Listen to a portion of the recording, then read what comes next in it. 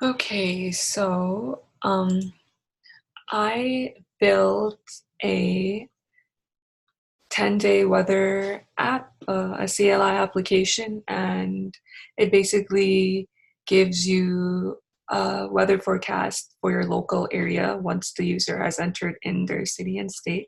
I was able to use this API, and I was able to, get the API key after signing up, and I saved it here in my environment file. I generated a variable for it, and then here in my executable file, I required the file in lib, the 10-day weather forecast.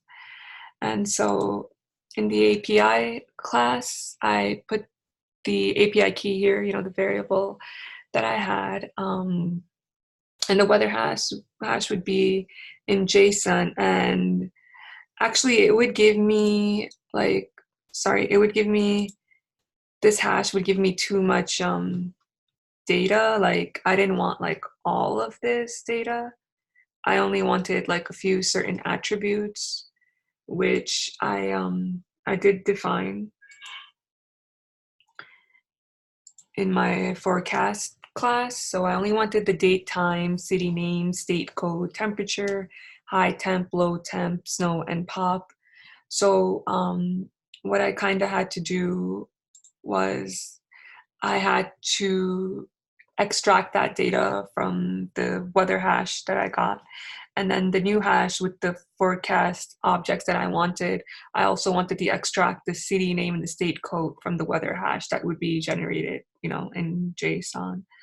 So I was able to get just these attributes that I wanted, um, and then I would display them, and I had to interpolate the attributes like date, time, city name, state code, temperature, high temp, low temp. And then I also decided to label them with date, city name, state, and temp over here. So yeah, this is my forecast class. This is my API adapter class. And in the CLI, it would start off as, welcoming the user, getting, the user input, and then I call these methods to print the dates and pick a number for the forecast and generate that menu input.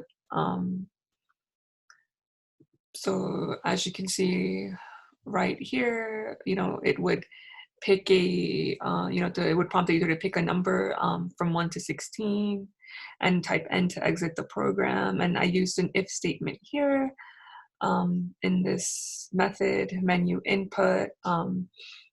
So if the user input is between 1 and 16, then we would want to get the index. And since it's an array, I know that I would have to do -1 since the array started at 0. And then this is a variable for forecast.all with the index, that the user has chosen. And else if the user chooses an entry greater than 16, it would put invalid entry. So we can test this out. Sorry.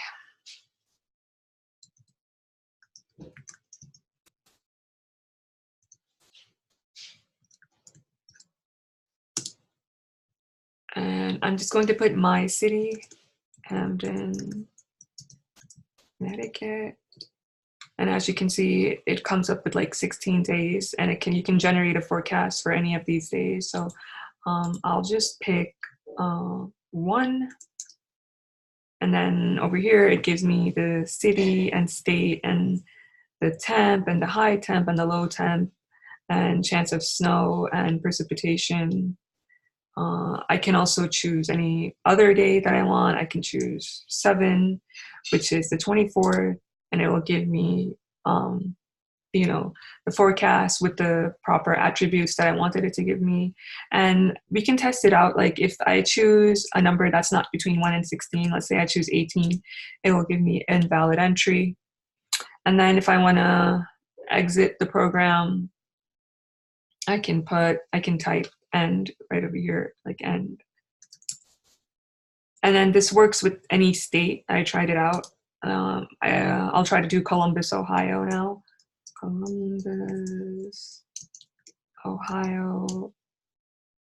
And again, I'll choose number 5, which is the 22nd, or I'll choose number 7, which is the 24th, or number 16, which is February 2nd. And again, that's higher than 16, so it's an invalid entry. 6 is a valid entry. And then if I want to exit, I just type end, and that's it. So yes, this is my CLI project.